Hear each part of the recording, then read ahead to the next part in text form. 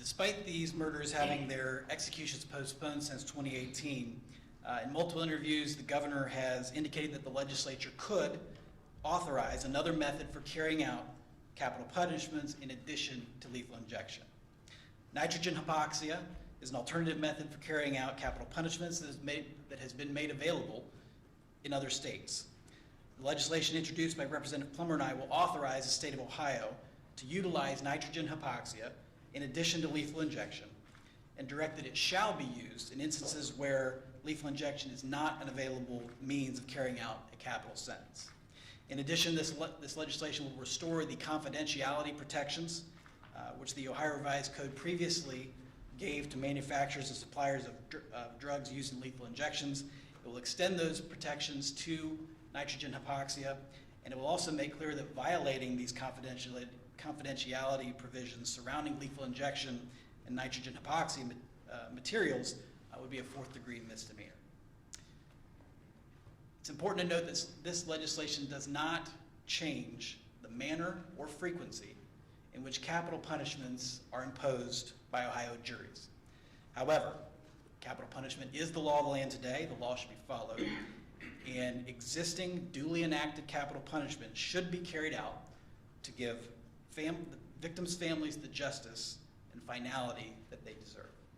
This bill will provide the legal framework for that to occur, and we are very grateful to have the support of the Ohio Prosecuting Attorneys Association, who's here with us today, and especially our great Attorney General, Dave Yost, who will now share his thoughts on this issue. Thank you, Representative Stewart.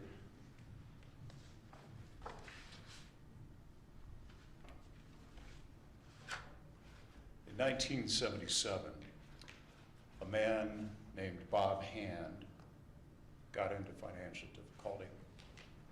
He killed his wife, Donna, for life insurance proceeds, and he got away with it. In 1979, again strapped for cash, Bob Hand killed his second wife, Lori, right here in Columbus. Somehow his third wife managed to get a divorce before she too became a source of life insurance proceeds for him.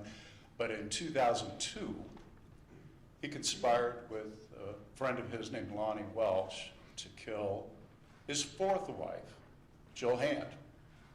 And then he killed Lonnie Welch to make sure that he couldn't testify against him.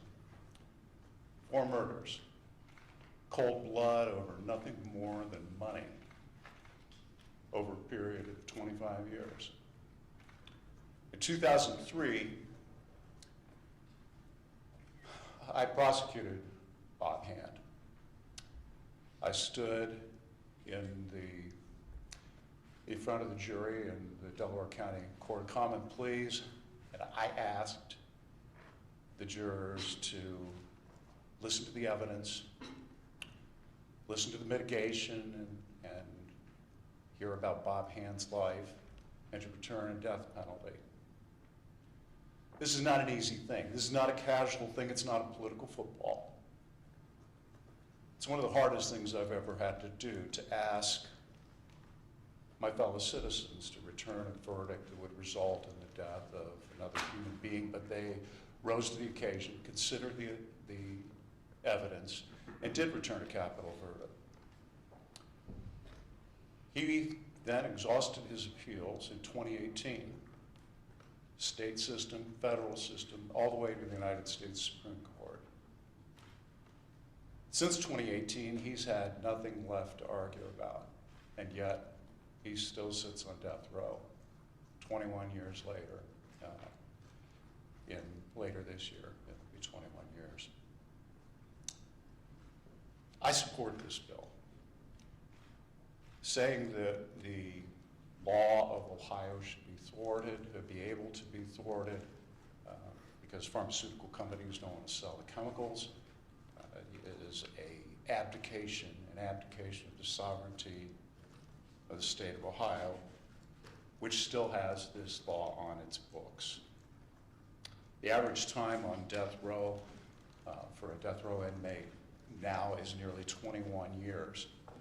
This book, which we produce every year by mandate of the General Assembly, details case after case of people who are the worst of the worst, whose sentences are deserved, who are still sitting and waiting their day of justice.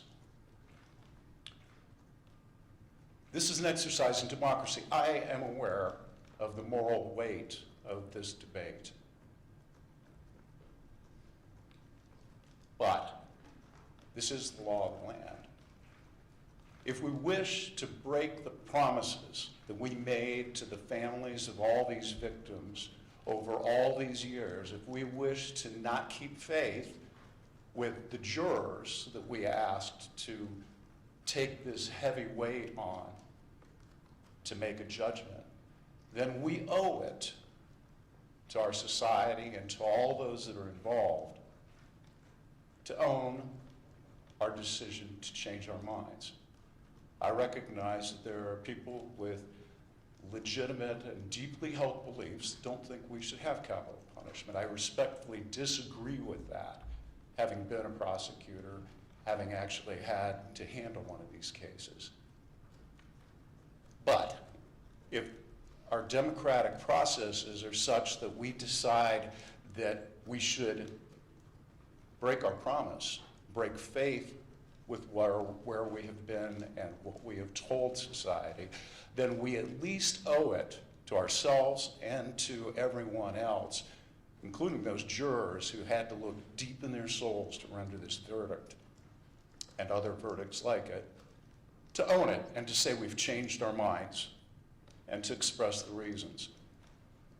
The status quo is unacceptable, where we're neither taking responsibility for the judgments, nor taking responsibility for, if it proves that way, our preference to avoid the unpleasant nature of this debate.